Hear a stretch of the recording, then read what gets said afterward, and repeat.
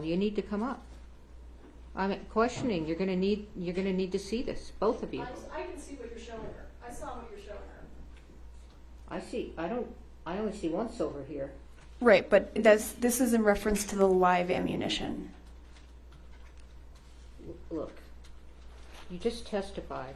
Let me just ask this. None of these look similar to the set on rust. To the live ammunition. To the live ammunition on Yes, rust. ma'am. Yes, Okay. Your Honor. But it still looks similar to what was on rust. Yes, yes.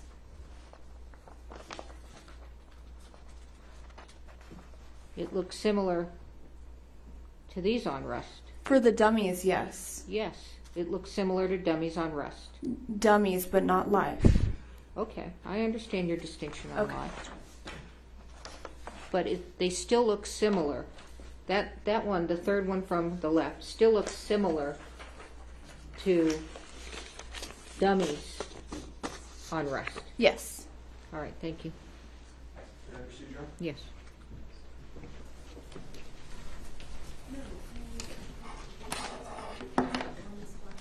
I may not even need the video right now, so we can start without that. Okay.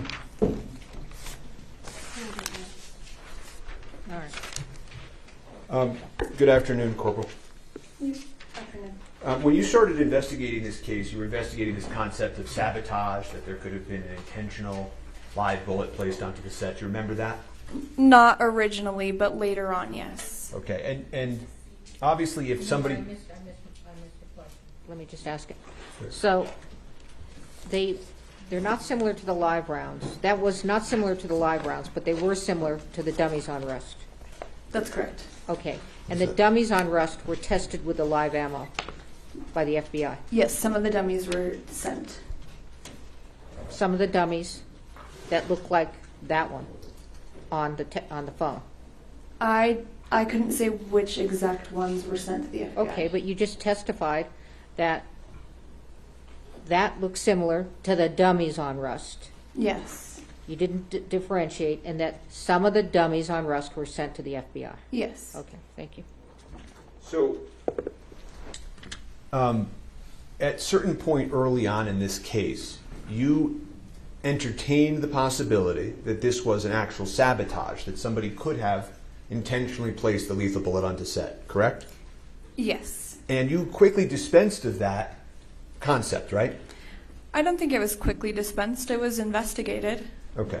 And fair to say that if that had happened, that would have been a far different case, right? It could have been. I don't...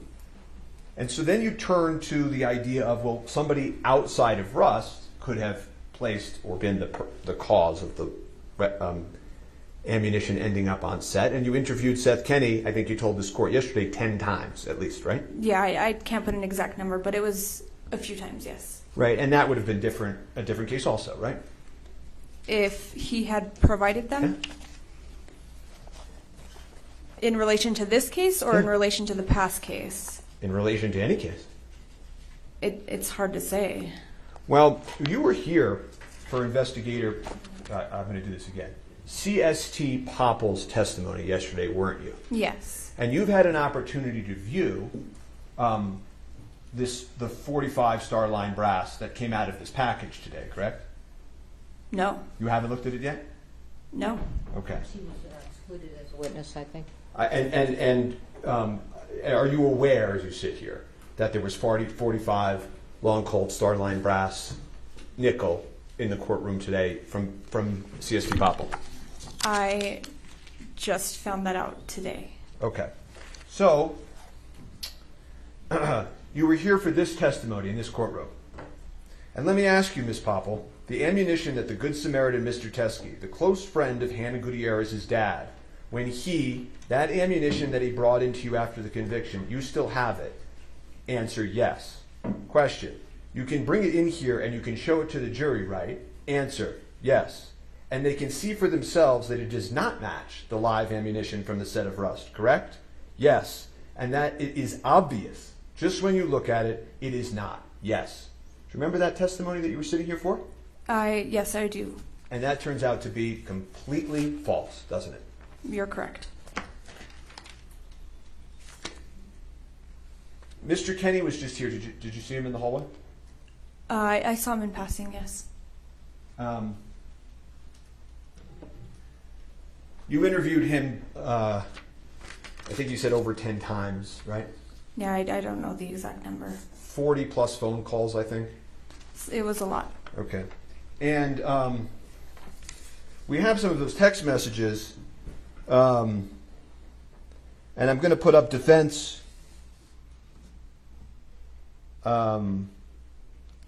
Defense B.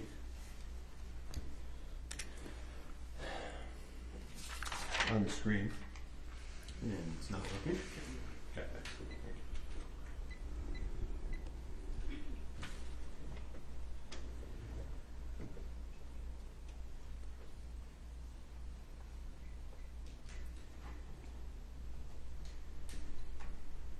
Okay. And you see at the top, this is a screenshot that he's sending you, right? Yes. And you see it ends with, yup, it's evidence. Here, I'll read it. Yup, it's evidence in the accidental death, right? Yeah, I can see that. Okay. And he does not include the ugh, this sucks when he sends it to you, right? You don't see any ugh, this sucks on this, do you? No. It talks about how it's clearly, it looks like it's been reloaded. And that's him telling you that, right? Sorry, let me just read it really quick. Sure. Okay. And you ask a very interesting question, Corporal, that sounds a lot like the question the court just asked you. You ask, do you think it could have come from the same batch since it's a different color? Right? Yes. And he says, in writing, in no uncertain terms, I thought the same thing regarding the primer, but Joe has been known to mix different color primers and blanks. So no, still highly likely that it's from the same batch. Did I read that right? Yes. And you had that information in the month following the incident, correct? Yes. Okay. So we're going to fast forward. I'm not going to go through the Seth Kenny story with you today, okay? Okay.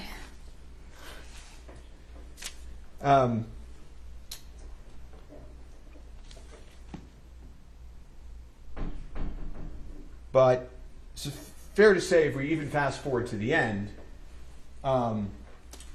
Teske comes in, and you had known Mr. Teske's name because Seth Kenny had called him in front of you, right? Yes. And Seth Kenny's name came up, withdraw. Troy Teske's name came up several times because Seth Kenny brought him up several times, right? Yes. In relation to the idea that the same batch of rounds from 1883 had at different points and different quantities touched Joel Swanson, Troy Teske, Seth Kenny, right? They were all involved. I don't know if it was in relation to 1883 or where it originated from exactly, but that it might be related, might be. And that they would talk about in front of you on speakerphone the green ammo can that had leftover ammunition, correct? Maybe. I'm not too sure. Well, you're not denying that, are you? No, I'm not. Okay. And in fact, when you went to search PDQ, in the warrant that you put in front of a court to get access to PDQ, you wrote into that warrant that you needed to find the green ammo can, correct? I did. And the reason that you needed to find the green ammo can, as you explained in the warrant, was to be live ammunition on it that matched the round that struck Miss Hutchins, correct?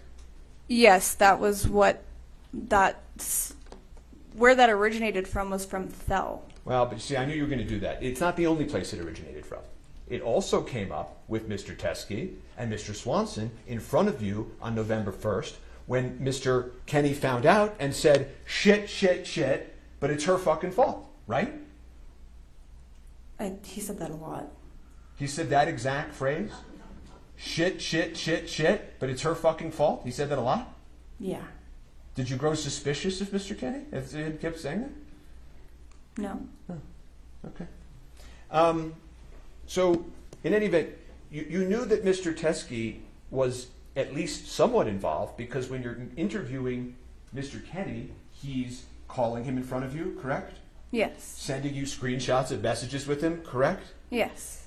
Mr. Teske showed up here, according to you, at the Halyna Gutierrez-Reed trial, correct? Yes. And Mr. Teske then walked into the police precinct with ammunition that he claims and says is matching to the ammunition that struck Ms. Hutchins, right? I don't think he ever made the statement it was matching. Well, that's really for law enforcement and the FBI to decide, isn't it? Which would have been investigated if he would have answered a phone call or returned a phone call. Okay, and I know we're going to get to that, don't worry. But wasn't the first excuse you gave, Corporal. The first thing you said when this came up on direct examination was that you didn't know it was related to this case. Do you remember testifying to that on direct? How would I have known if I wasn't given an opportunity to talk to him myself?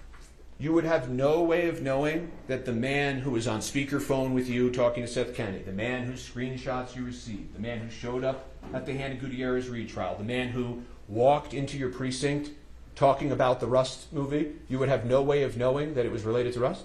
I would have need to come to the conclusion myself that it could have been tied back to Rust. There's been many people throughout this investigation that state that they have evidence or testimony to give that wasn't in relation to what I was doing. Uh-huh. So is there other evidence in this case that has this quantum of proof that you have hidden from the defense? I don't think I've hidden anything. Is there any other evidence in this case that you think this court should be aware of, that you're aware of, Corporal Hancock? No. And when Mr. Teske came in, he stated that he believed it was from the same batch of ammunition that was located at Seth Kenny's warehouse in Albuquerque, correct? When he came in? To the precinct.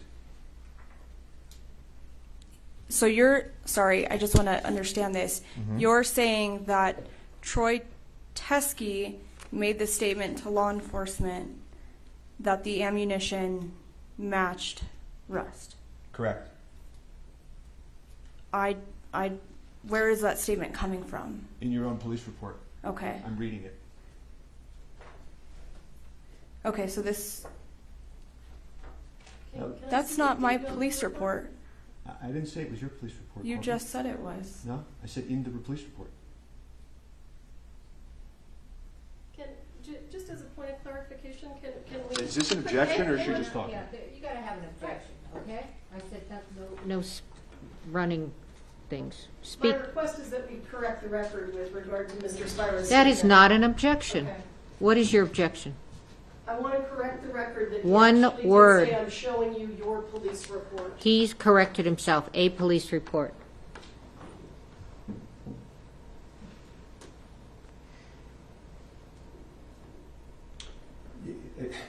In the department, in your sheriff office's police report, okay? I don't mean your personal police report, but in your sheriff's office police report, right? Okay, understand. Okay.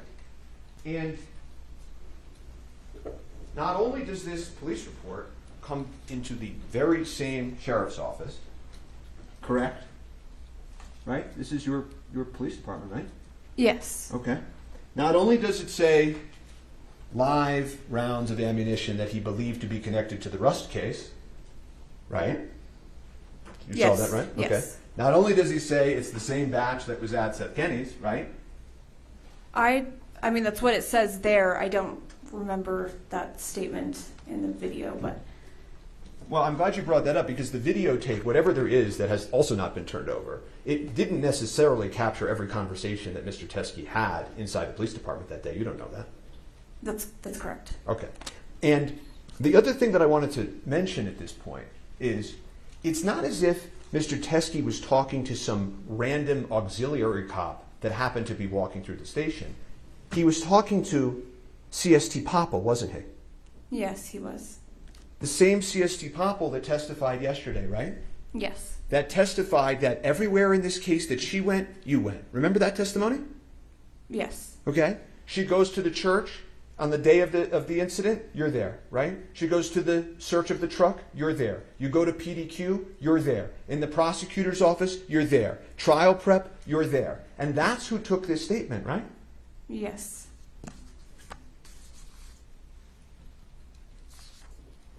You know, there's hundreds of items inventoried in this case, right?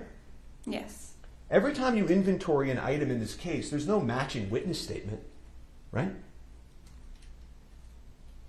No.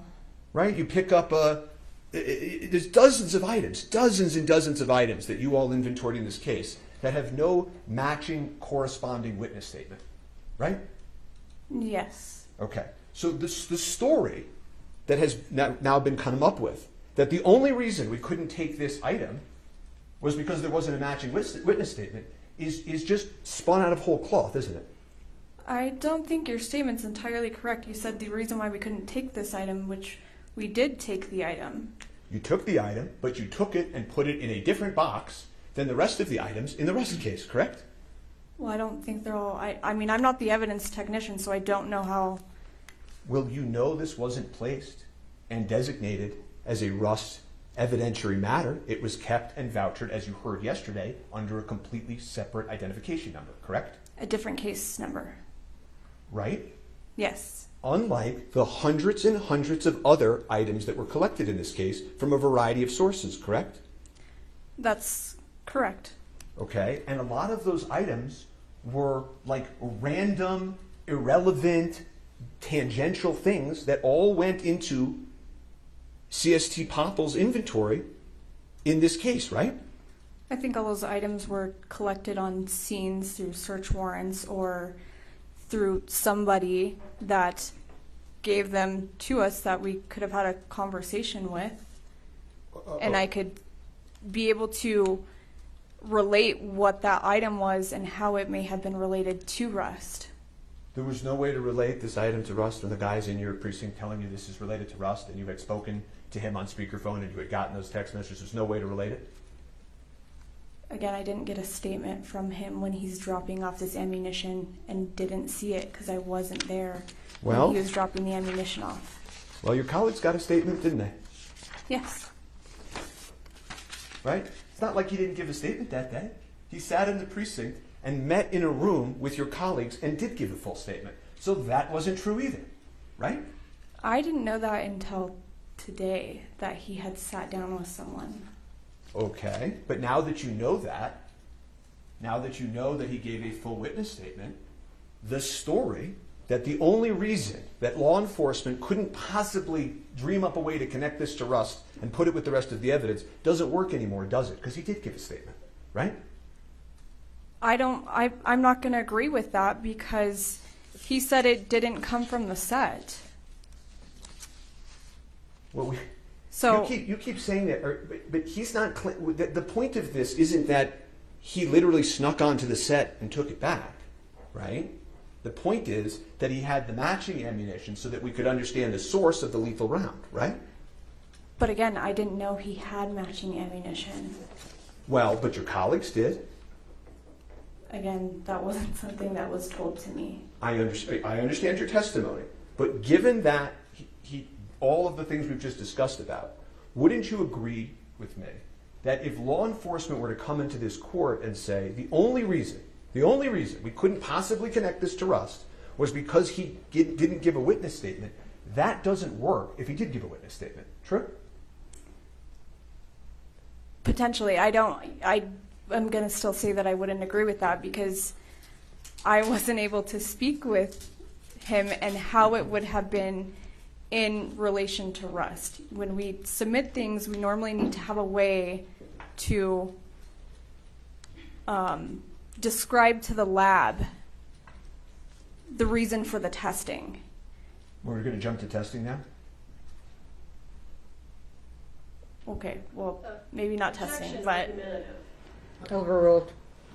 Is there a rule in your department that when you take in evidence from somebody who says it's connected to something, that you need to have some additional witness statements before you just voucher it and inventory it with the rest of the evidence? Is there some rule that you could point the court to? I don't think there is one. Right. And in fact, there couldn't be, because nowhere else in this case of the 100 of items did this rule apply, right? But I don't know, I don't think it's correct to compare all the other items in this case to ammunition that was turned in during the end of a trial. Okay. And I don't want to go through every single item that was inventoried, vouchered, whatever word you want to use in this case. But can we agree that there were lots of items vouchered and taken into evidence in this case that are more irrelevant than this very crucial piece of evidence, right? I would say that there were items taken in that were irrelevant to maybe trials and all of that, but I can't say how relevant this is if I don't know the origination of where it came from.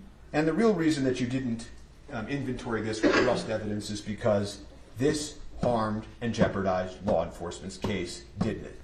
No, I wouldn't say it either way. Okay. Well, you then told the court, right? So we've worked through a few of these things. One, first you said you didn't know how it was connected. Then you said nobody interviewed him, couldn't connect it. And then you said to this court that you followed up with Mr. Teske, right? Yes. Okay. And when you follow up in cases, right, and have all your police reports, you write down in a police report, attempted to contact manager Chi Ho, returned my call, missed his call, voice message, right, in your police reports, right? In mine, that's not mine. In law, I shouldn't keep using the word yours. In the Santa Fe Sheriff's Office, when you all reach out to witnesses, there are often case supplemental reports indicating an attempt to contact someone, correct? It's not a requirement. Okay, did I ask you if it was a requirement? And I'm just answering your question as to, I don't have to say every day and every time I tried to contact somebody. Okay. But I'm asking you a slightly different question, which is that in this case, this Rust case, okay, there are lots of police reports in this case that are in your file, even if you didn't personally create them, that indicate law enforcement attempting to contact witnesses and failing to reach them, correct? That specifically, I don't. You can't answer that question, yes or no? Well, I'm explaining why that was. I didn't ask why. I'm just asking. In your own file that you as the lead agent have, there are lots of police reports that say Detective so-and-so tried to reach somebody, couldn't reach them. Isn't that true? In this case, yes. And that was done for a specific reason. Okay. That's great. When you reached out, according to you were trying, moving heaven and earth to try to reach Mr. Teske. Did you ever create a supplemental police report? No. Okay. Let's go on to the next thing, which is you testified on direct examination that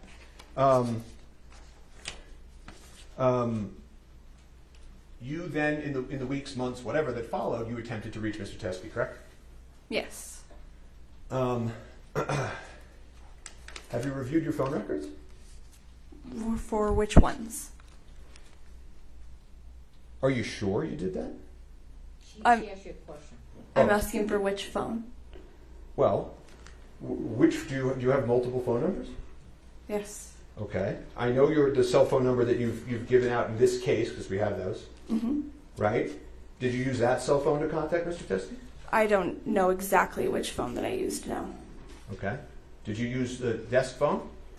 I don't know exactly which phone that I used.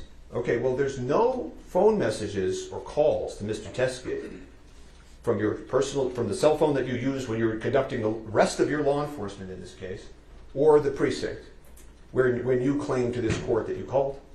Yes, I did call him. No, but I'm asking you a different. Well, let me ask this. Well, you don't know what phone you called from? No, I don't. Okay. Well, there are no calls from you and your cell phone that you used for everything else in this case to Mr. Teske during the weeks that you claimed you were trying to reach him. Do you know that? Okay, so that's my cell phone? Yeah. Okay. Okay. There's also no phone calls in the days and weeks that you claimed you were trying to reach him from the Santa Fe Sheriff's Office, the 505-428-3700 number. Okay? That's our dispatch number. Okay. There's no messages from any Santa Fe Police Department's phone in his phone records during that time period that you claim you were trying to reach him. Yeah, but if I call, it's more than likely not going to come up from a no-caller ID. That's a no-caller ID situation? Yeah. Okay. All right. I would like to see the body-worn camera at some time if that's even necessary for this proceeding, and I have no further questions for this witness. The court has some follow-up questions. So, on testimony, I don't know which one, who asked it, but anyway, you understood that Troy Teske came over to the court and the deputies told him to wait for you, and that when you came down, he was gone. Correct? Yes. Okay. I don't know if exactly when I came down, but when I was looking for him, I was told he had left. Okay. All right. And at that point, you were aware it was Troy Yes. Teske? Yes. Okay. So then you find out that because he couldn't, well, assuming he couldn't reach you here, he went over to the sheriff's office, right? Yes, ma'am. And when you say today that he did not, he said these weren't from Rust, that's from you reviewing the lapel camera, correct? That they were not from the set. The set, and that's from reviewing the lapel camera, correct? Yes, ma'am. Okay, and you just reviewed that today. You didn't review it before. That's correct. All right. So when you find out, I assume from Popple, that he was over there and he dropped off the ammo, right? Yeah. But I'm not exactly sure who told me, but Okay. You can't confirm or deny that. Well, you didn't know that he said it wasn't from the Rust set. In fact, the report says that he says it was from the Rust set, correct? right, which I had just reviewed today as well. Right, right. Yes. But when Popple when you were advised that Troy was there or was there, your understanding was that he was claiming it was from the Rust set. I wouldn't say it was from the set, but it could be in relation to Rust. Okay, so he told Popple it was related to Rust. Yes. Okay, and you didn't go over to the sheriff's office and look at the ammo. No, I was here. Well, I understand you were here, but you didn't. There, you said, well, Hannah Gutierrez's trial was over, which I took to mean that it wasn't pressing. But this case was ongoing at that time. Yes.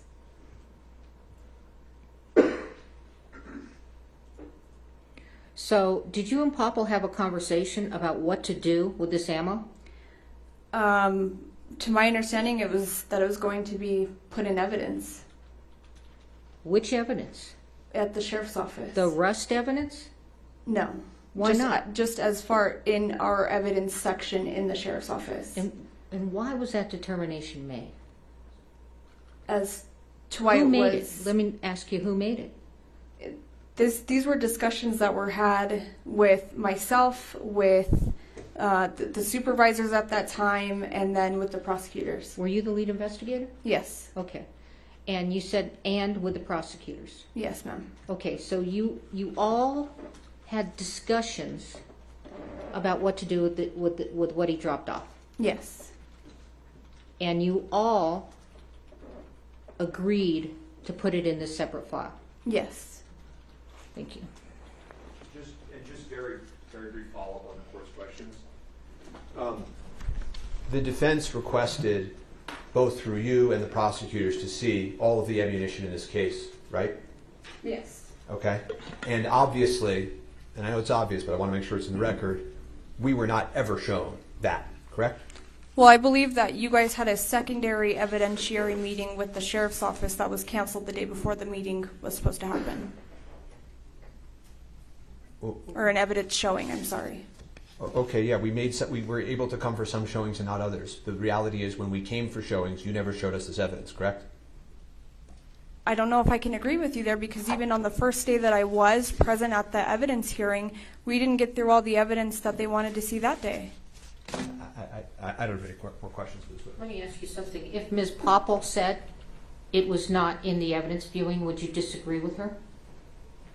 If this ammunition, sorry, I just want to make If sure I'm this, understanding. if what Troy Teske dropped off was not in the evidence viewing because I can get the testimony, but they had a narrow. If Ms. Popple said it was not part of the evidence viewing, that you did not gather it for the evidence viewing, would you disagree with her? I believe that we were sent a list of what they wanted to see, and then, Your Honor, the first day that we had done an evidence showing, we didn't get through everything. That's not what I asked you. Yeah, I understand, but I'm trying to. Then we had another day. Pardon me? We had a second day that was set up to continue. I asked you if you would disagree that Ms. Popple said that it was not included in the evidence viewing. Not whether you got to it or whatever, but whether when they said we want evidence viewing, Ms. Popple said it was not part of the evidence viewing. I don't know if it was or wasn't. Would you disagree with her is what I'm asking. I really don't know how to answer that. Thank you. Redirect? I can't provide the video until she logs into this system. Mr. Spivers, You know, I don't even think the video is relevant. She did not view it until today, so you can look at it. But do you have any cross-exam for her? I just need to develop my records, so I need to get the video in. I need to get the video. You can get the video in, okay? Are you going to get it in through her? Because I said it should come in from the person that wore the body I camera. agree with you. He's here. Okay, well, fine. So, do you have any cross-examination for her? I do.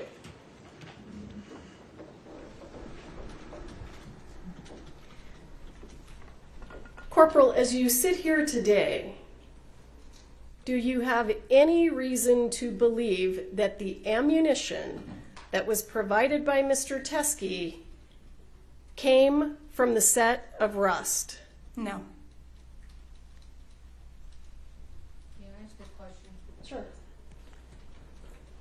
When you say that there were discussions and the decision was made by all of you to put that ammo in a separate file, right? Is that correct? You said that? Yes, ma'am.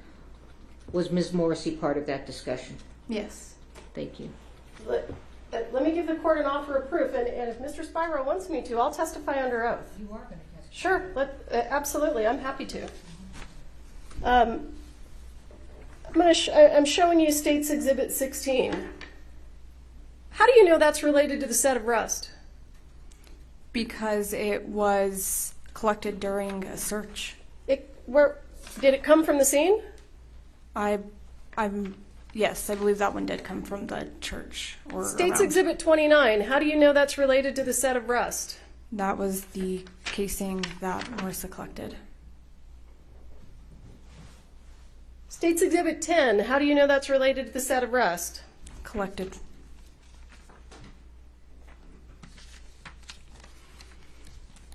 All of these photographs and all of the items that are in evidence, how do you know they're related to the set of Rust? Because we got them from Rust. Or during the investigation or some part of the investigation. How do you know these rounds were in any way related to the set of Rust? I don't. Okay. Let's bring in Randall, if that's his. Are you finished? name. Yes, I'm sorry. I apologize. Witness is excused. Okay. Thank you. And your next witness?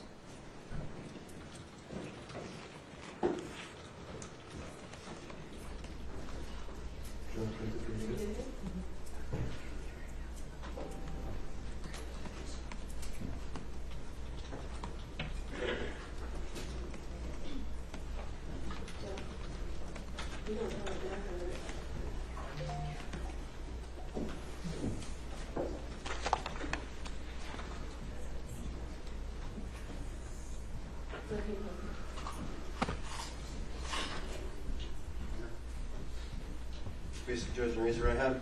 Do you swear affirm under penalty of law that the testimony you'll give in this case will be the truth, the whole truth, and nothing but the truth? Yes, Your Honor. Have a seat. Talk into the microphone.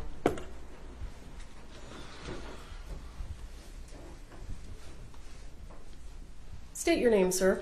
It's Lieutenant Brian Brandel How are you currently employed? at the Santa Fe County Sheriff's Office. And do you know why you're here to testify today? Yes, Were you present when a gentleman by the name of Troy Teske brought ammunition into the sheriff's department? yes, I was. And at the time, were you running your body-worn camera? Yes, I did. And has that now been provided to me? Yes, Now, just so that we're clear, when you ran your body-worn camera, how did you preserve that video? it is uploaded into a WatchGuard cloud. And when you upload them to a WatchGuard cloud, do you link them to a case number? Yes, they can be linked to a case number. Was this video linked to a case number? I don't recall. I'd have to look at the video, but I believe so. Okay, and we have the video. I'm trying to... It's transferring over there? Okay, great.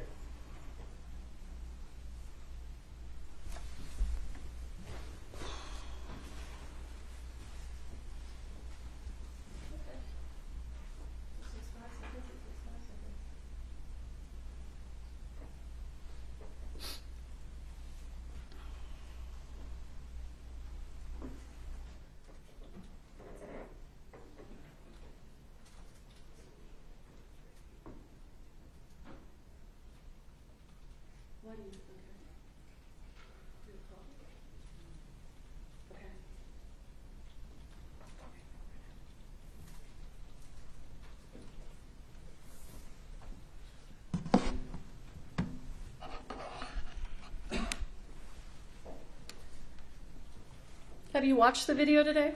Yes. Did you watch it with me? No, I did not.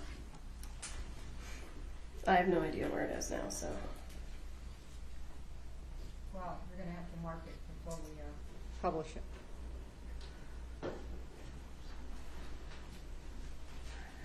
Do you want me to put it on a flash drive for the court and No, mark I it want you that to way? move it into Evans. Sure. I'm working on pulling it up. Yeah, sure. Do you know the date that this was recorded? I believe it was March 6th, 2024. Would this be State's Exhibit 2? I don't know. I think it is. I'm going to show you what I'm going to mark as State's Exhibit 2. Can we display it? Yeah, yeah. Well, you're publishing it, and well, go ahead. I mean, it doesn't I'm matter. not sure what. All right. Do you fine. want to see the video or no? I do want to see the video. Okay. Just, okay.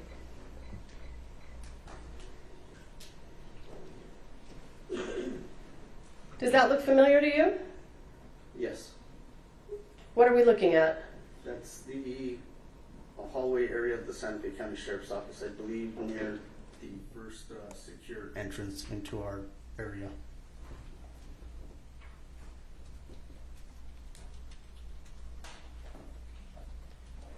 Is there a reason that we don't have volume? It does have a pre-record that's just audio, and at the time when I initiate the activation, then it has audio. And to be correct, I was in the hallway headed towards that area. No. where it's Why secure. don't we have audio? Does it take 30 seconds for the audio to come on? It's when I activate it. So I believe it is set to a 30-second pre-video, and then once I activate the camera, the audio It will comes kick on. on, okay. Yes.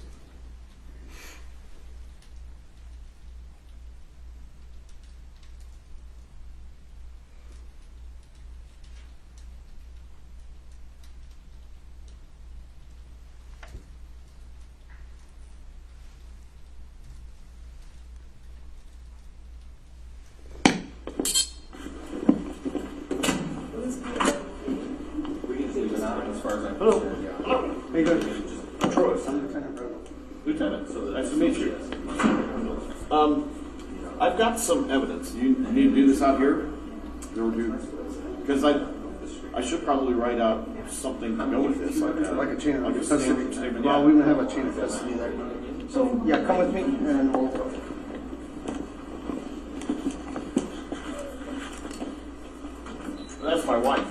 Hi, that's Ben. Are you okay with that? Yes, sir. Thank you. Where was Marissa? Went back to her area? There you is. Hello. You don't stay.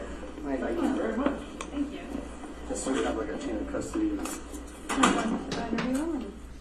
are we going? Wherever you want to go to get the evidence. You can go to the interview. It's fine. Sure, I can fill out a statement or something, witness statement.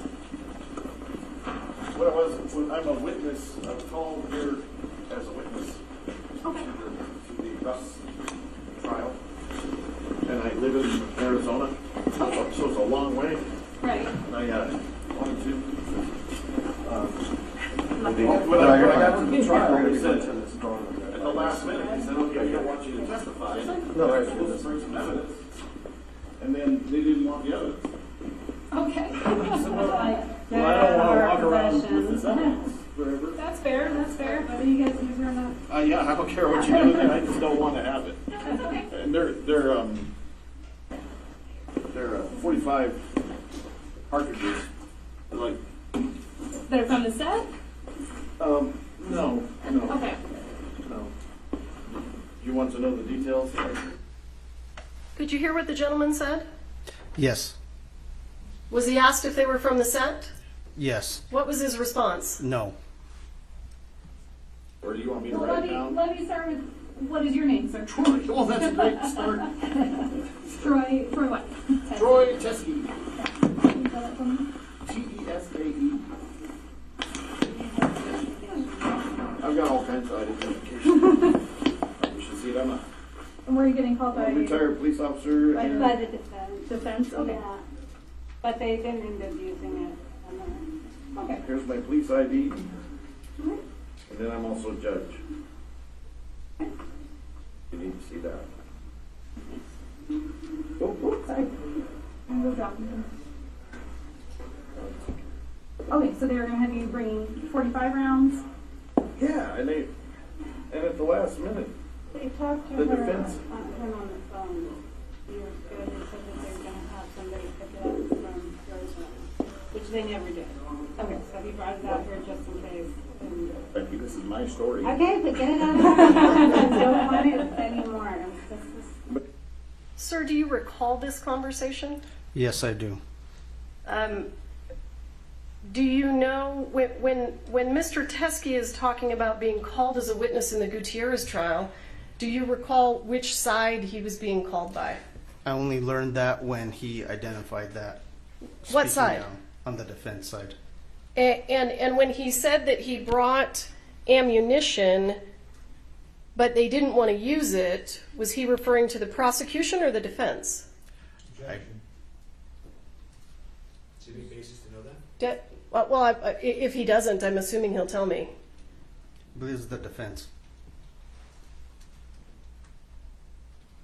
Anyway, yeah. All right, I want to go. They told me to, the defense attorney said, hey, why don't you bring those rounds? And I thought, and 2 times, Hancock and then Morrissey. Hancock first said way back on November 5th, and November 5th of 2021, which was a week after the shooting. Seth Kenny called me, you know Seth? Everybody seems to know Seth here. But, Seth, he was a friend of mine. And Seth Kenny called me from Hancock's office. She was a detective at the time. And he said, you're on the record. I want to know what's going on with you. Because I have these rounds from, it's the same batch that came from Joe Swanson. Okay. Know him too? Yeah, I know of him. Everybody. That's I've awesome. dealt with this case a lot. Okay, well, that's perfect. The other perfect person to what's your first name? Marissa. Marissa? Oh, Yeah, I apologize. I'm the crime scene technician. all right. Well, I better jot that down. Yeah, But I I'll have give you some my good card. notes on it. when my big concern was having these. They said, "Oh, okay." I said, "I have these rounds. I have a batch, a whole bunch of rounds, Okay. or a bunch." And then they. I said, "Well, you probably don't want me to send you the whole batch. You want me to just pull something out and send you a picture." So I took a picture with my phone, sent it to Seth, and he was in the office with Hancock. They looked at it, and Seth said, "Yep, this is evidence from the accidental shooting." Now, when you Yeah. say they're from the same batch of Yes. live rounds? Yes. Okay. It's if you know the case, Bell Reed had a whole bunch of live rounds, Yes. and Seth and Fell went to Yellowstone 1884, 1883, and he was teaching people how to shoot with these rounds. Right. Then they left there and they went together from Arizona, and then they came back and went to another set, which was.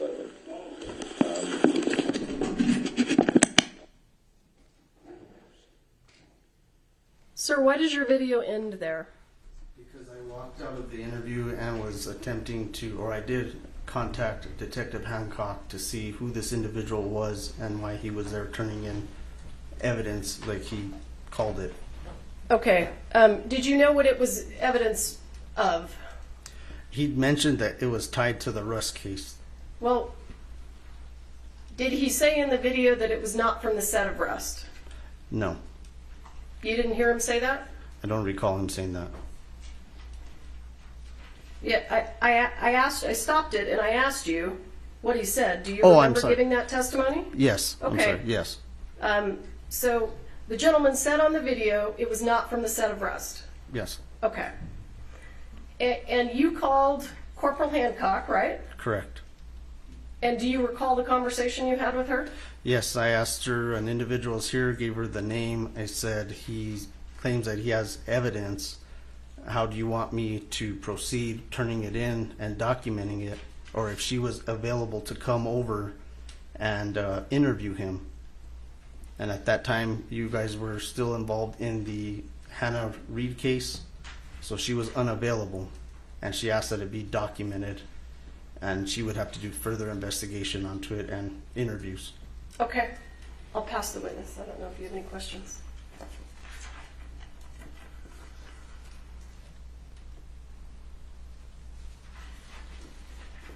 have a few questions. Do you want me to disconnect? Do you want me to leave it here? I don't, yeah. You don't need it? Okay.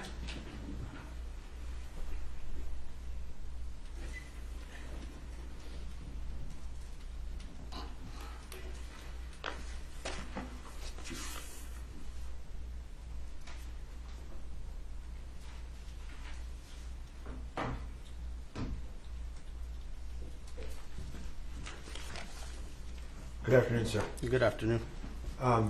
The witness that was in the precinct told you he was a retired police officer, correct? Yes. He offered to make a statement multiple times, correct? Yes. Told you he was a witness multiple times, correct? He did mention that. Yeah. Told you he had evidence multiple times? He did call it evidence, yes, but we had to confirm that it is in fact evidence, which is why I relayed to Detective Hancock that she needed to conduct an interview with him. And what did Detective Hancock say on the phone? Tell me everything about that conversation. They were still at the trial, and that she would follow up with him and the evidence as well. And that would have really messed up the trial, right? If they had taken that evidence and vouchered it and let anybody know, right? I'm sorry, rephrase that? That would have messed up the trial, right? I don't believe it was used in the trial because it was never collected on our investigation. And when Ms. Popple comes into the room, or when your camera comes into the room, she says, "I've dealt with this case a lot," right? Yes. And Teske says, "You're the perfect person," right? Yes. And it was obvious from the conversation that Ms. Popple knew who Joe Swanson was, who Seth Kenny was, right? Yeah, she was familiar with them. Yeah. And that interview of him continued, correct? I believe he was speaking on his own accord. We weren't conducting an interview. He was just there to turn in the evidence that he claimed he had. Oh, that's not that. So that's your testimony, sir. That if law enforcement is sitting with the witness, and the witness is giving information, and law enforcement's asking questions, and the witness continues to give information, that's not an interview. Law enforcement wasn't asking questions. That was our crime scene tech. No, not a single question was asked in that entire body cam? I don't believe that I asked a question pertaining to the case, other than believing it was evidence that was already part of the Hannah Reed case, and there was already a chain of custody until after he began disclosing where the evidence came from. That's when I learned that it wasn't actually part of that investigation, or it wasn't collected by our agency. It wasn't our actual evidence that was collected. Right, and you know, I don't have all of your police reports for all of your cases every time you get evidence, right? But fair to say sometimes evidence is developed by people coming into the precinct and turning in evidence? Correct, yes. Okay. And you write in your report, it should be noted that this is not actual evidence. That's what you write in your report. I believe pertaining to our initial investigation. It should be noted that this is not actual evidence from the death investigation collected by SFSO detectives. That's what you wrote, right? Correct, and it wasn't collected by our detectives for the investigation. The initial investigation. I don't understand that. Can you explain that to me? So the evidence that was brought, I was indicating because we didn't know if it was tied to the investigation, and Detective Hancock asked that we tie it to a separate case number until further investigation could be completed. So I didn't want someone or anyone to assume that it was actually evidence that we collected tied to this investigation. And so that was at the direction of Detective Hancock? No, I wrote that on my own accord. Well, you may have written that sentence on your own accord, but I think as you just testified, Detective Hancock, who was at the courthouse with Ms. Morrissey at the time, directed you to put it under a different identification number, correct? Correct, pending further investigation. Okay. You were involved, actually, you're copied on some emails with evidence viewing in this case. I believe so, yes. Right. You have no reason to believe that law enforcement ever showed this evidence to the defense, correct? Correct. I have nothing further for this witness. Any redirect? No, Your Honor. All right, this witness is excused. Next witness? I don't think I have any other witnesses. All I'm right. happy to provide information myself. All right, we're going to take a bathroom break, and we'll be back in 3:30, okay? Or 3:25, okay? Thank you. We're in recess.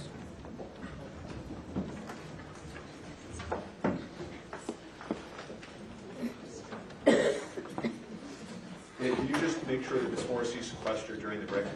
I'm going to stay right here. I'm going to go ahead.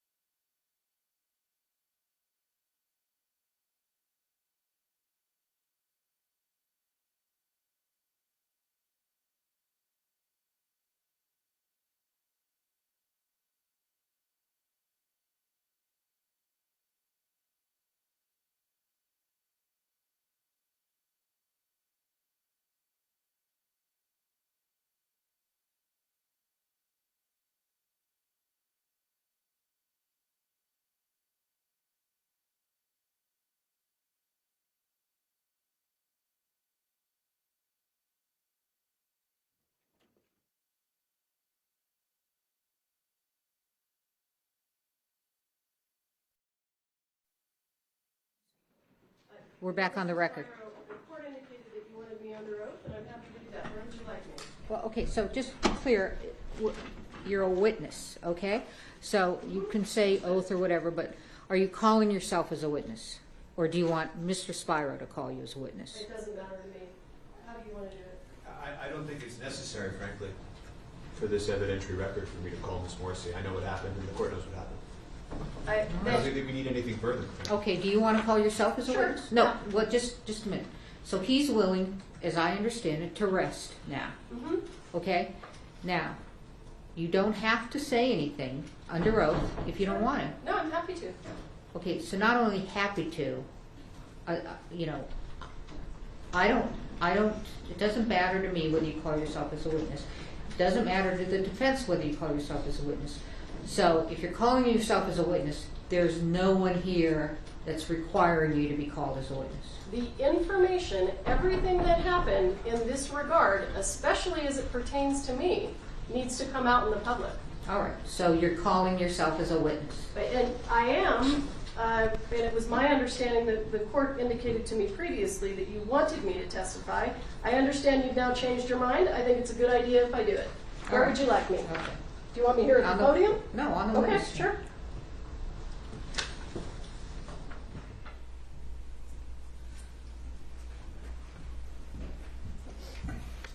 All right, Ms. Morrissey voluntarily calling herself as a witness without any requirement by the court to do so, or Mr. Spiro asking her to.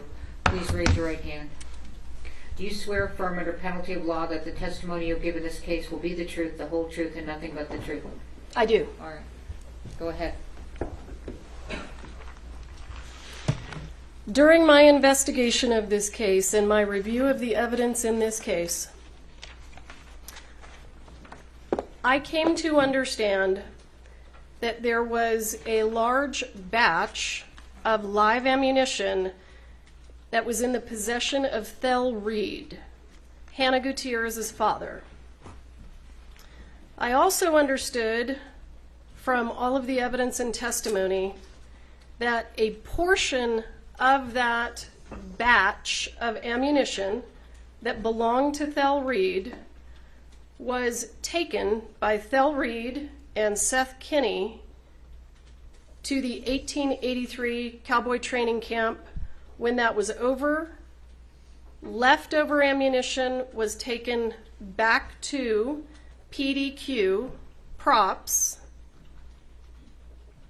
Seth Kenny took some of the ammunition from that container that he had brought back from Texas and turned it into the sheriff's department. And it appeared to me that he did it to try to exonerate himself. They took it from Mr. Kenny and they tagged it into evidence under the Rust case. Law enforcement then executed a search warrant at PDQ Props and they took the entire container. And I will say that I do agree, as I recall, although I don't have it in front of me, I do agree that the search warrant didn't really require law enforcement to take everything, but it was my understanding that Mr. Kenny gave them everything so that they would have it and could tag it into evidence. Portions of that ammunition were then sent to the FBI for testing so that they could be compared to the live rounds that were found on the set of Rust. The FBI testing demonstrated that the live rounds that were taken from PDQ Props that were originally in Texas did not match the live rounds on the set of Rust. And that's testimony that we heard during the Gutierrez trial. So what ended up happening was Mr. Bowles, Ms. Gutierrez's lawyer, put Mr. Teske on a witness list and was intending to call him as a witness to the Gutierrez trial. I conducted a pretrial interview of Mr. Teske, and I want to back up. I did at this point have some understanding that Mr. Teske had had contact with law enforcement regarding these rounds that he still had in Arizona. So these are rounds that never left Arizona. They were always in the possession of Thel Reed and Troy Teske. They never went to Texas. They never came to New Mexico. That's what all of the evidence indicated. So I understood that Detective Hancock had communication with Mr. Teske about trying to get those rounds, and Detective Hancock was unable to get those rounds from Mr. Teske. I did not find that particularly concerning because those rounds had never left Arizona. The filming of Rust was in the state of New Mexico. And the rounds that were taken from PDQ went from Arizona to Texas to Albuquerque. So ammunition that is in the state of Arizona that has never left Arizona did not strike me that it had significant evidentiary value. Then, and I will say, I believe I actually saw a photo of it. At that point in time, I was able to look at the ammunition myself, and it was visibly dissimilar than the rounds from the set of Rust. We then cut to November of 2023. Mr. Bowles has put Mr. Teske on a witness list for the Halyna Gutierrez case. We conducted a pretrial interview with Mr. Teske on November 2nd of 2023. At that point in time, he brought up that he was still in possession of these live rounds that were Thel Reed's live rounds that had never left the state of Arizona. I then, when he started, I think he indicated during the pretrial interview that they were from the same batch that was sourced from Joe Swanson, and I then said, we should get those from you. I had a conversation with Detective Hancock after that pretrial interview about how we could get the rounds from Mr. Teske, and we were trying to figure out if we could send a local law enforcement agency to pick them up. I was then decided that I needed to figure out if that was necessary, since they had never left Arizona, and up to that point, it was my impression that they did not match the live rounds from the set of Rust. I then, as I recall, reached out to Mr. Bowles. He and I had a conversation about whether or not the rounds should be tested by the FBI. And I was still trying to figure out if I could get the rounds from Arizona to New Mexico. So I asked Mr. Bowles to please send me a photograph of the rounds from Troy Teske so that I could see with my eyes whether they were even remotely similar. If they were similar, I could go through the steps of obtaining the ammunition, connecting probably with local law enforcement, having a local law enforcement agency go to Mr. Teske's residence and collect them. I didn't want to do that if they didn't look anything like the rounds from the set of Rust, because all six rounds from the set of Rust are identical to each other. So when I had this conversation with Mr. Bowles, he provided me the photograph that I showed this morning, and this is it was my understanding that this was a photograph from Troy Teske. So Troy and I don't communicate. He's a defense witness. I can't communicate with a defense witness. So Mr. Bowles, as I recall, texted me this photo, and this is a photo that Mr.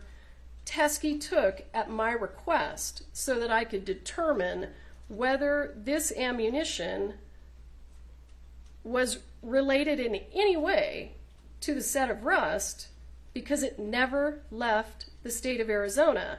So if it never left the state of Arizona, the only way that it is relevant to the Rust investigation is if it has any similarity to the live rounds that were found on the set of Rust, because we were, at that point, trying to figure out the source of the live rounds. When I received this photograph from Mr. Bowles, I could immediately tell that these are very dissimilar from the live rounds that were found on the set of Rust. They have brass primers. So this is what was presented to the prosecution as the rounds that were in Mr. Teske's possession. They have brass primers and not silver primers. One of them, the one on the left, appears to be a Starline brass casing, but they have truncated cone projectiles. We had seen ammunition that looked exactly like this, not exactly, but very, very similar. And that ammunition was the ammunition that was collected from the sheriff's department and went to the FBI for testing and was determined not to be similar in any way to the live rounds on the set of Rust. So when I saw this photograph, I could see that it was not at all similar to the live rounds on the set of Rust, and I decided not to take any steps to collect this ammunition because it was in Arizona, had never come to New Mexico, and didn't match the live rounds on the set of Rust.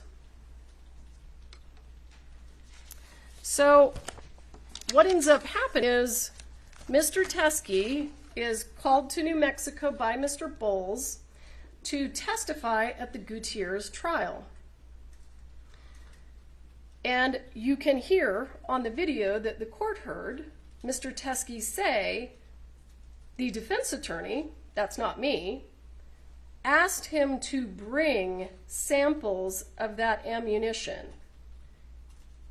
According to Mr. Teske, he brought the samples of the ammunition, showed them to the defense attorney, and the defense attorney said, I don't want those.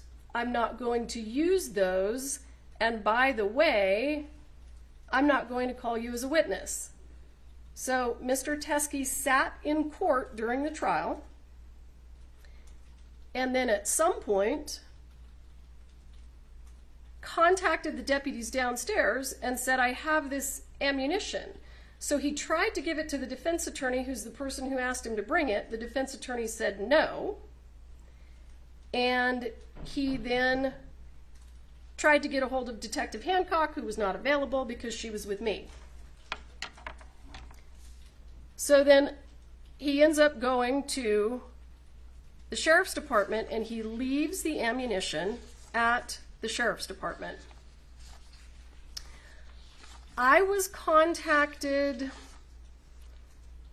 I don't think it was the same day, but I'm not 100% sure. It's possible that it was, by Detective Hancock, and she indicated that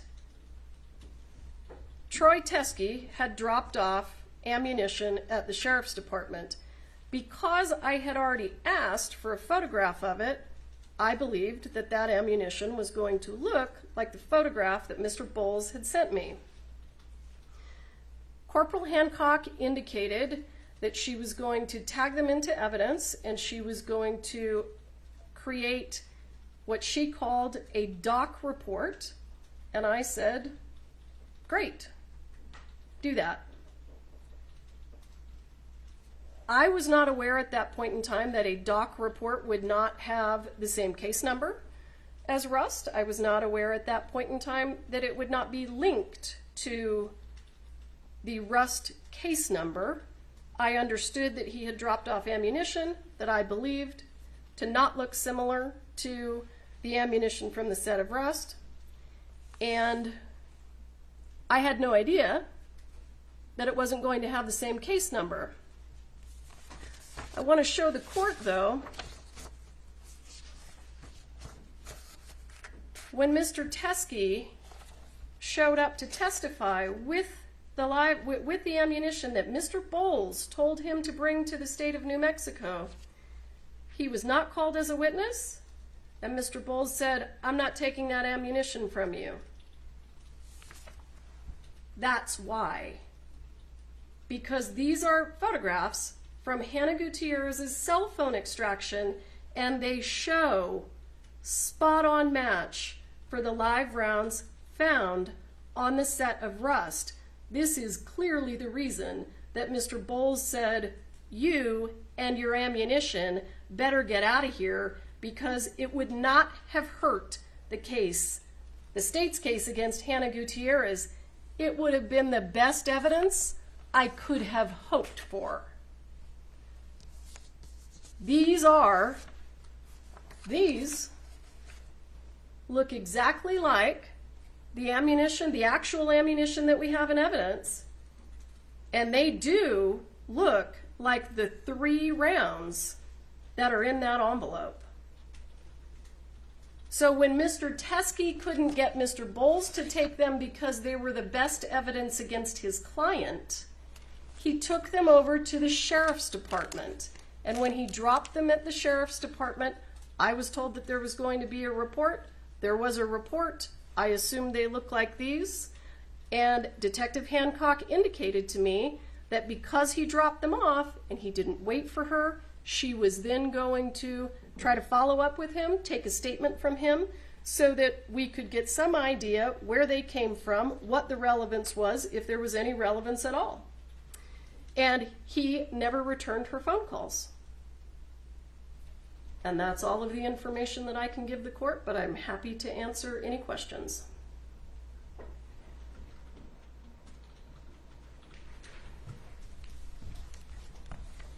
May I ask a few questions, Your Honor? When you took over this case, the investigator handling the case, Mr. Schilling, left the case, correct? At my request, yes. The paralegal that was handling this case with you left the case, Mr. Tad? At my request, yes. Well, the first prosecutor that was working with you on this case, you selected, correct? I did. And he resigned too? I wouldn't say that he resigned, no. Okay. He didn't stay on the case for the Alec Baldwin trial, correct? No, and he indicated that that was because he represented a labor union that's a national labor union, and he was not expecting the trial to be set so quickly. He wasn't expecting it to be set in July. So when he realized that the trial was going to be set in July, he was going to be in collective bargaining agreements for his national labor union, and he wasn't going to be able to have enough time.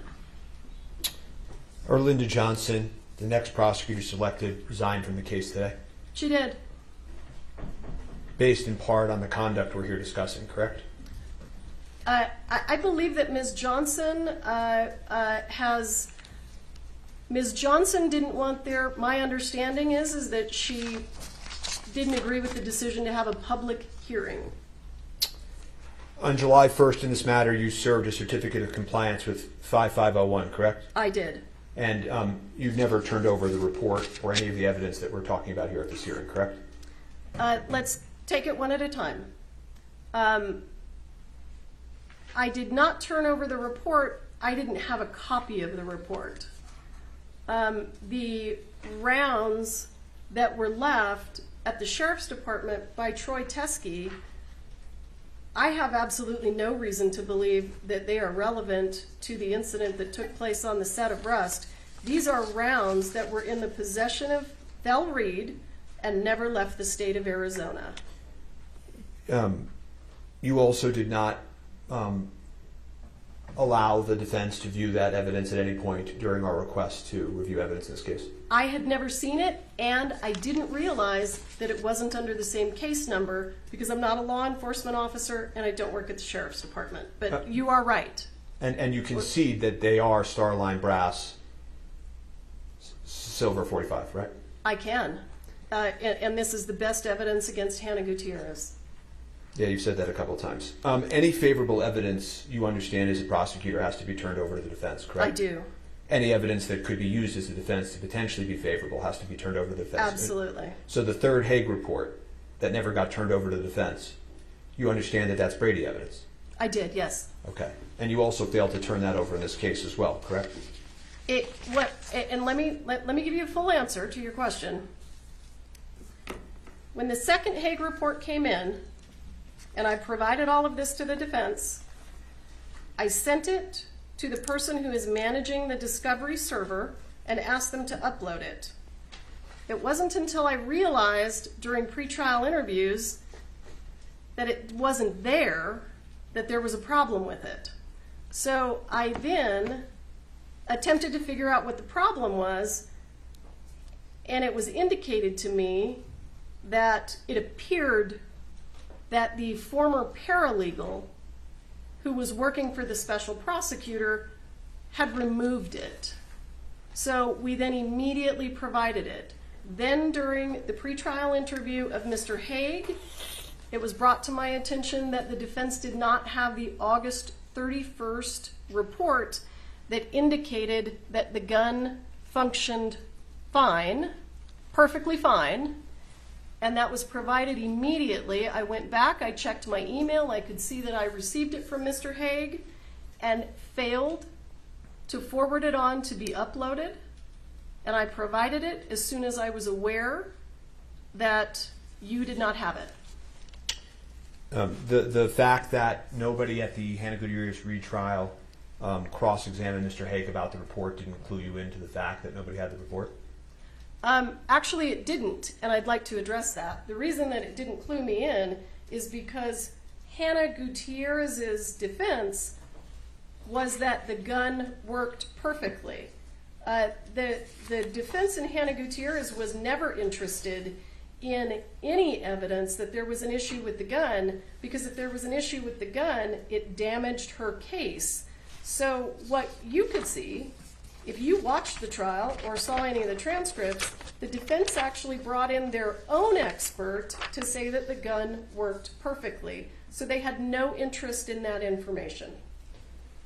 And actually, you elicited testimony from Mr. Hague at that trial that was inconsistent, at least partially inconsistent, as the court's aware, with his third report, correct? Tell me what you're referring to, and I'll answer your question. Well, there was a whole hearing about this where you saw this, and you saw me go back and forth with Mr. Hague for 25 minutes. So I agree, but I need to know what you're talking about for me to answer your question. Okay, if you can't answer the question, you can't answer the question. I'll move on. I'm happy to, but you say that the extent of the communications you have about the doc report, as you relay it to the court, is that all you said in response was, "Great, do that." That's your testimony? Yeah, I assumed that it was going to be tied to the same case number. So I said, great, do it, file a report. No follow-up questions? No, because I had a picture of the ammunition that didn't match the ammunition from the set of rust. No concerns in your mind when you got the case file and you turned it over to us and it wasn't included? Absolutely not. There's a terabyte of discovery. I didn't know whether this 2-page police report had been provided. And in addition to that, I had no reason to believe, and still have no reason to believe, that those rounds have anything to do with these cases. As I asked you about Mr. Hague yesterday when Ms. Popple testified, you would agree with me that her testimony under oath was false? What part of her testimony was false, and I'll answer. That she said that these rounds don't look anything like the rounds on the set when you elicited that testimony. I agree with you, and I didn't realize that there were rounds that looked like that. It's okay.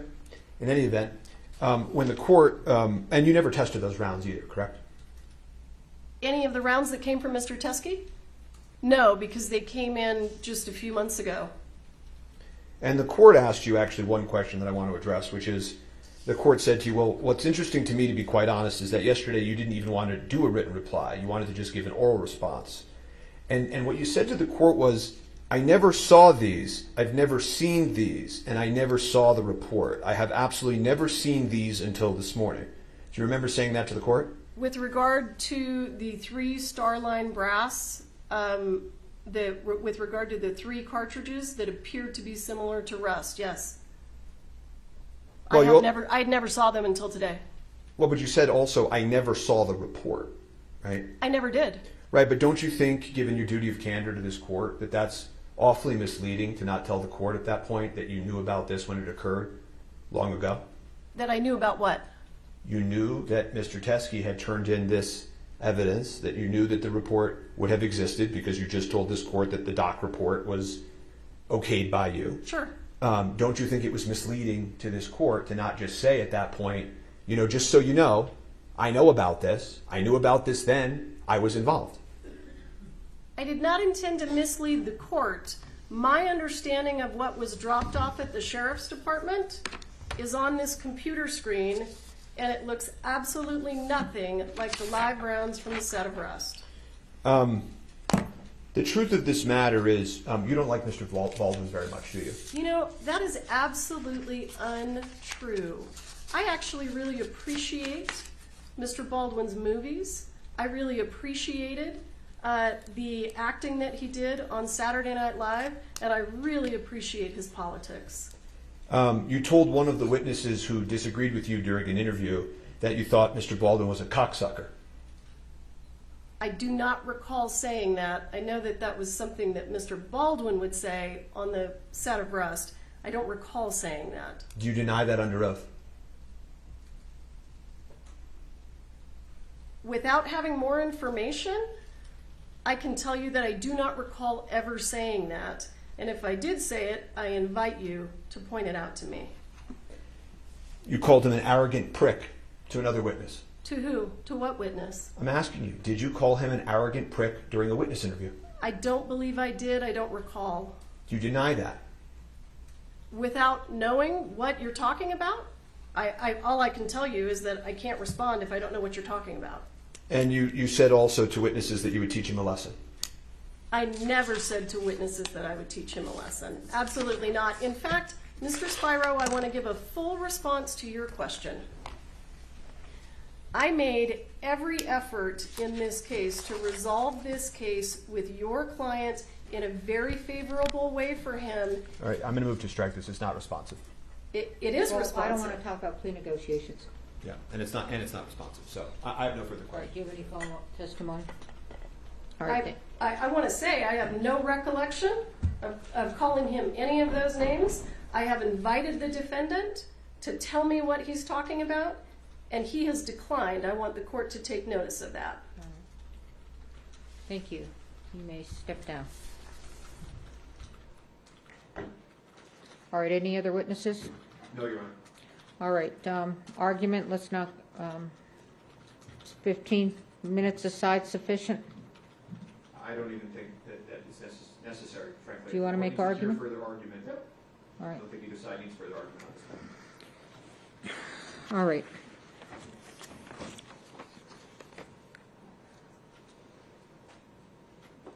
So, dismissal with prejudice is a very extreme sanction. And case law is very clear that because it's very extreme, I have to go through every single element, and I have to make a very good record as to why I'm seeing what I'm seeing. So, in order to establish a Brady violation, the defendant must show that the prosecution suppressed evidence, the evidence was favorable to the accused, and the evidence was material to the defense. So let's go through the elements. Suppression of evidence.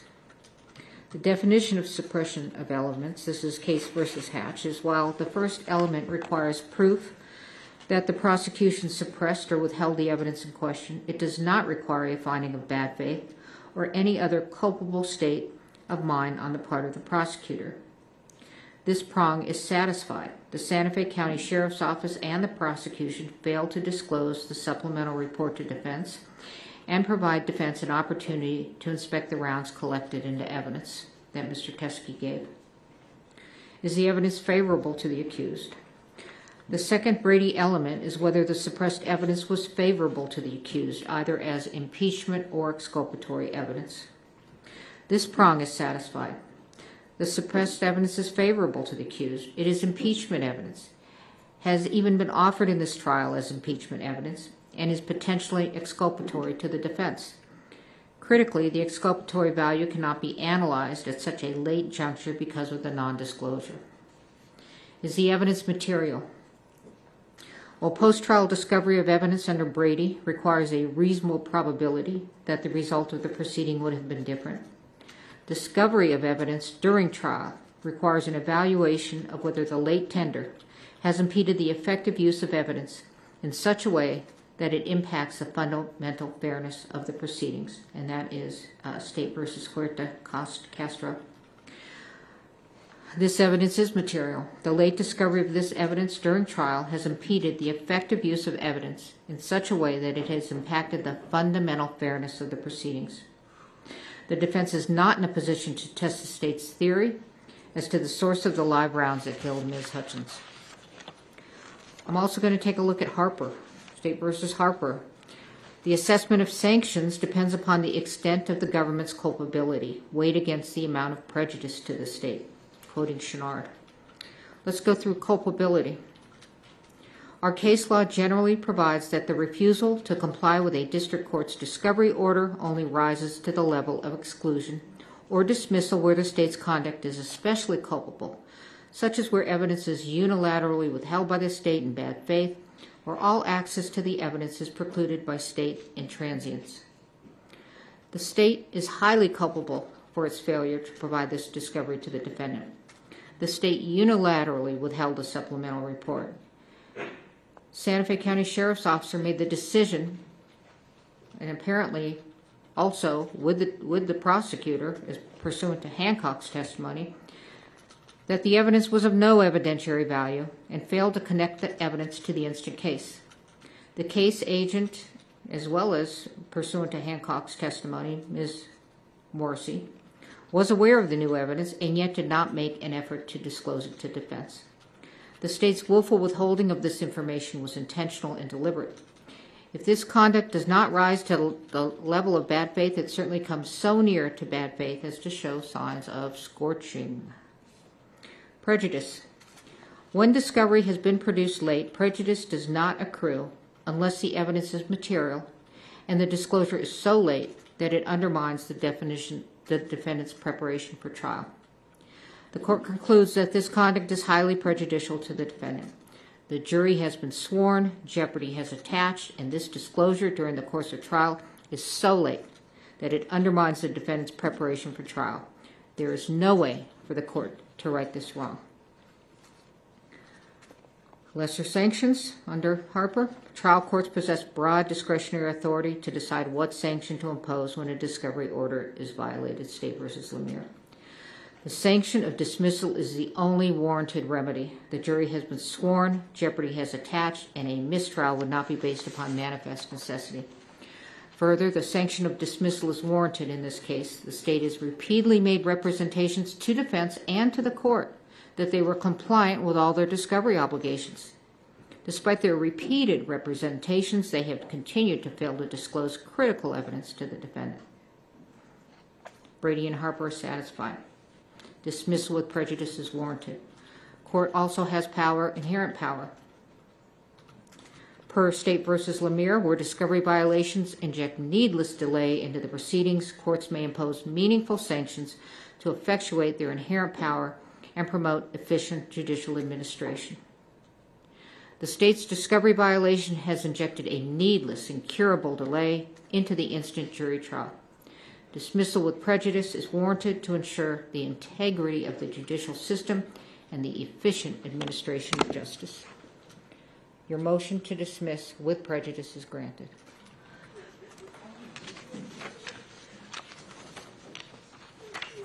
Now, with respect to the jury, I don't imagine you all want to return on Monday. I will take care of the jury.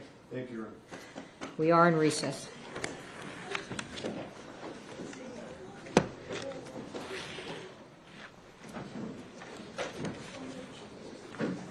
I'm not getting up. I'm going to... Dismiss him, Judge. Dismiss him. Go ahead. Thank you all for your help. Stay all okay.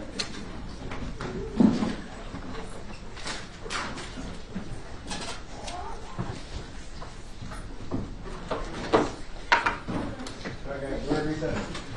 Get on the courtroom.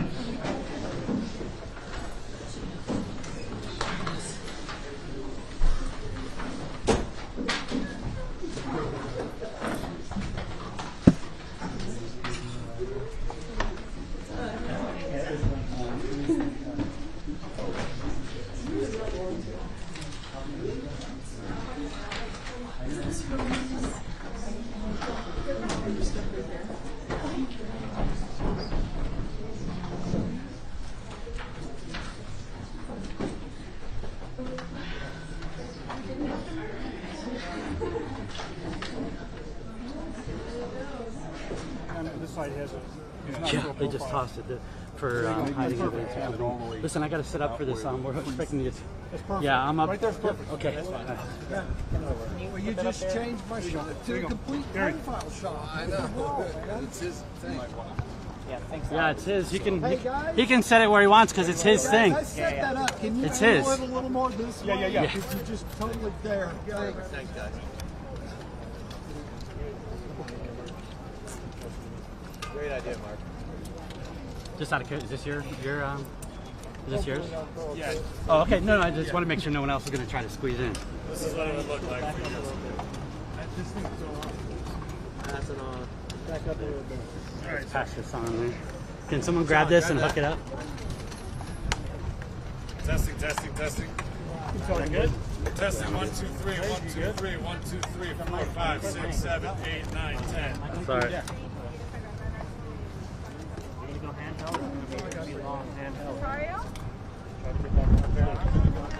Okay, I'll go around you. Yeah, I'll help you out. Okay. Let's get on the other side of you. Got caught up. Perfect. Thank you.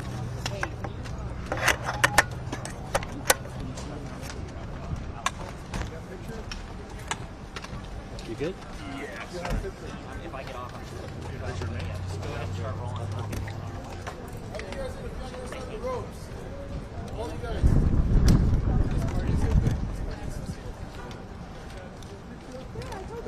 Are we good to hold? All the way to have to these barriers right here. That's good.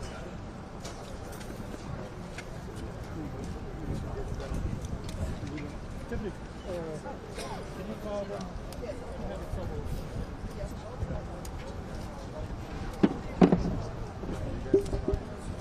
Yes, it is.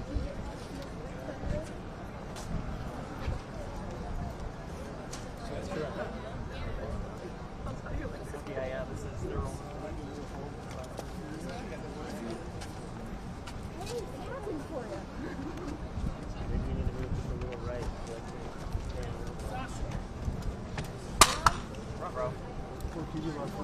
I'll put it back on. Tiffany, check the mic. Tiffany, check the mic. Can we go to the pole right here, please? Everybody on this side? Over there somewhere, I don't know. Okay, thank you. Watch your foot behind you.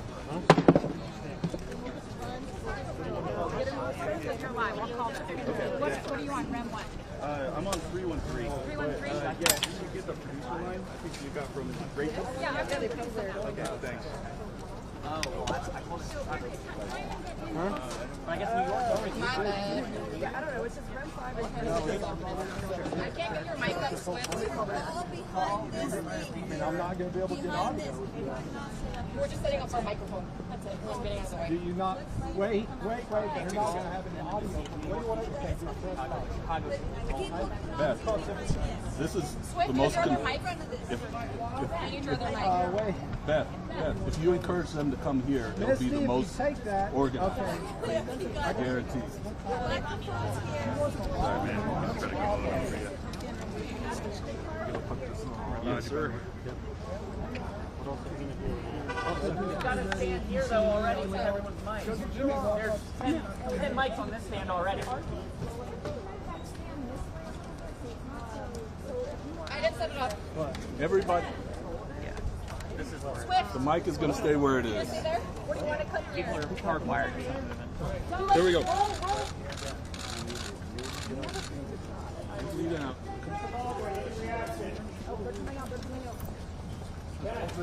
How'd you feel about quick word, sir. Mr. Baldwin. Dismissal. Elizabeth, Robert, any words on the dismissal? Alex, Luke, any words on the Can we dismissal? talk? Mr. Baldwin, a quick word, please. Well, that didn't work out. All right, was that his defense team too, or just him? Yes, everybody. Defense team won. Please. Family and defense. Are you kidding? Did you get that at least? Yeah, I got it. We decline to talk.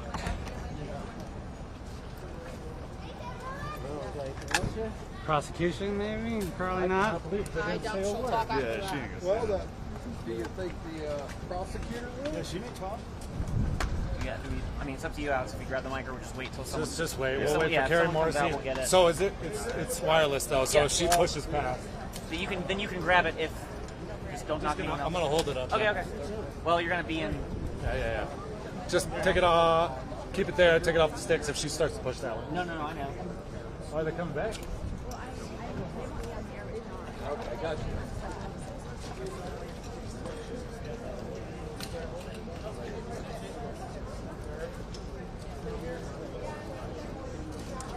His attorney should say something. Yeah.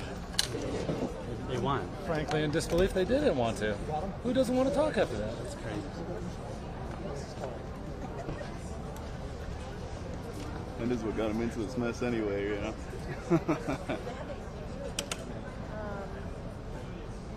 That was for sure his attorneys too. Yes, definitely both. Both Luke and Alec. Yeah.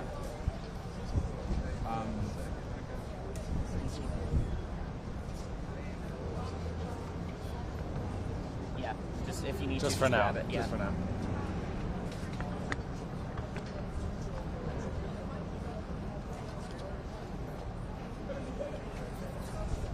Would you be able to provide a quick word? Ms. Lafleur, a quick comment, Ms. Lafleur. A quick comment on today's ruling, please.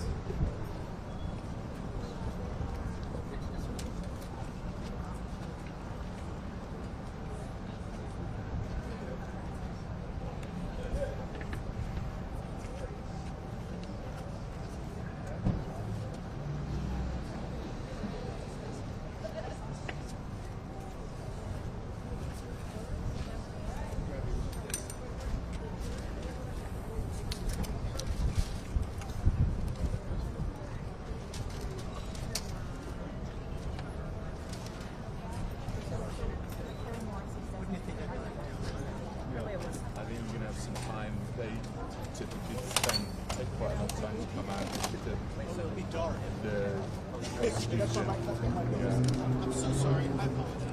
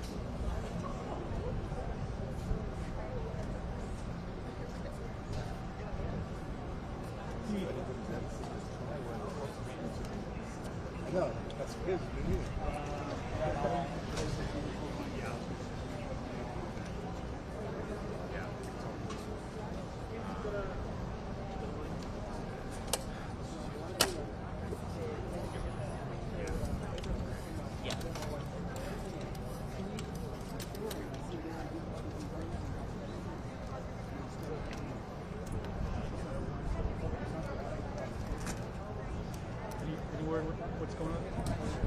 No. But just waiting on the state attorney. Yeah.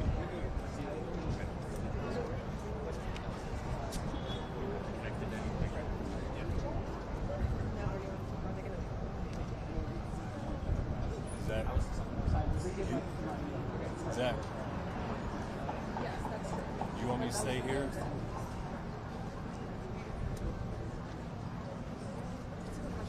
Yeah, I'm always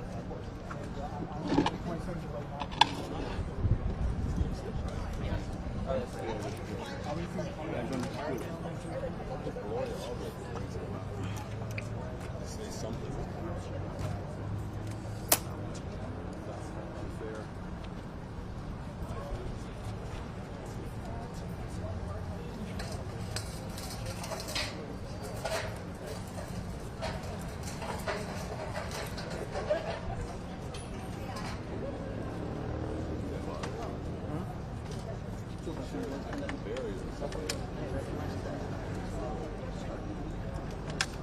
Sorry, NBC, you should have hired us first.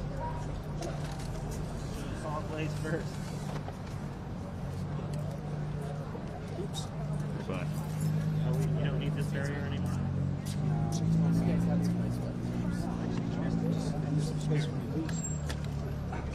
Yeah. Hey, well, no, but I think the barrier is pretty sure.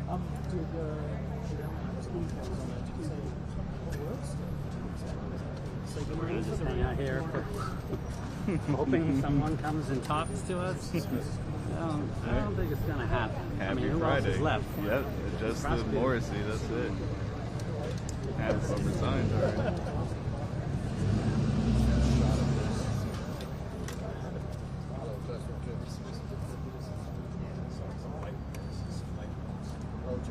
We go to a local bar and get some Steelers. That sounds great to me.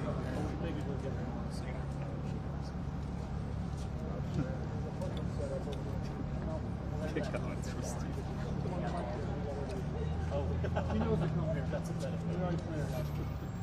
Maybe that local attorney I talked to has been doing like media interviews. The guy sitting over there in the blue suit. Maybe.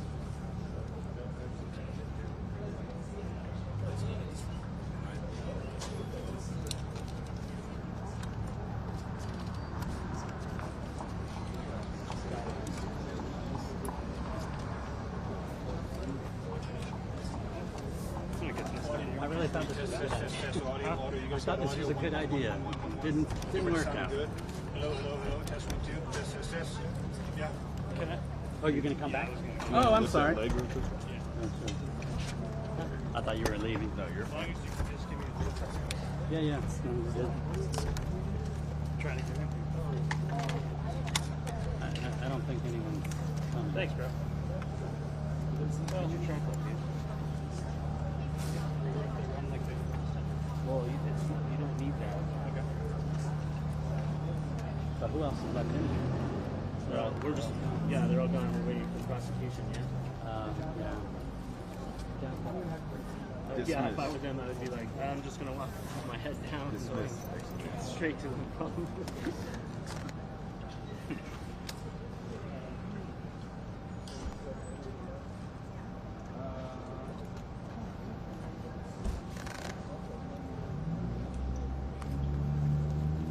Bugs are eating me.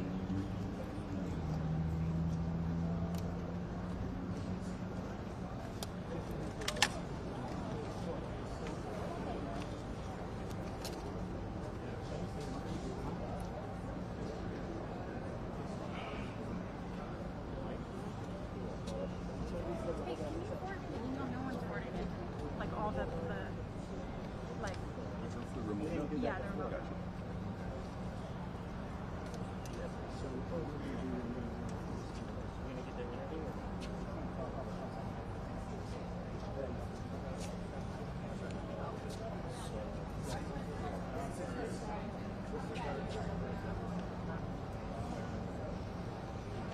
Okay. And you know more than I do. Huh? No, I didn't get it, but no. They like the prosecution said inside there would be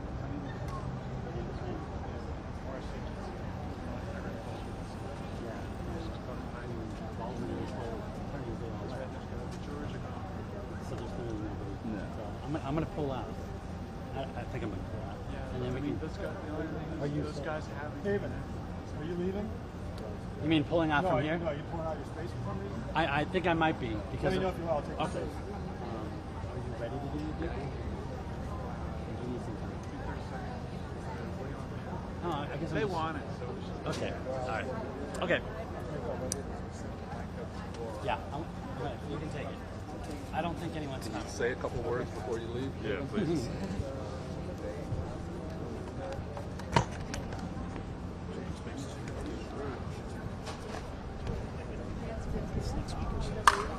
No, she didn't know. Where's the cable?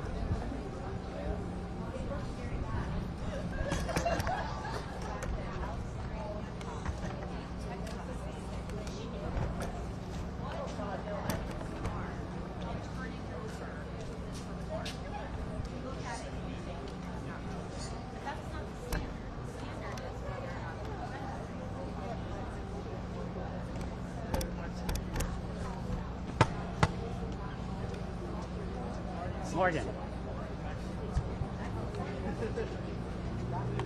Trying to do it somewhere away, but I like the door. Do you know how far we're allowed to get close? Maybe you do it right here. How about right here next to the podium? You tell me if you're ready. Or...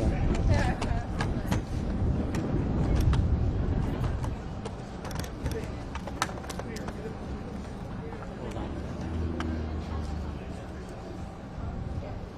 Let me just. I'm going to just let them know what we're doing so that they.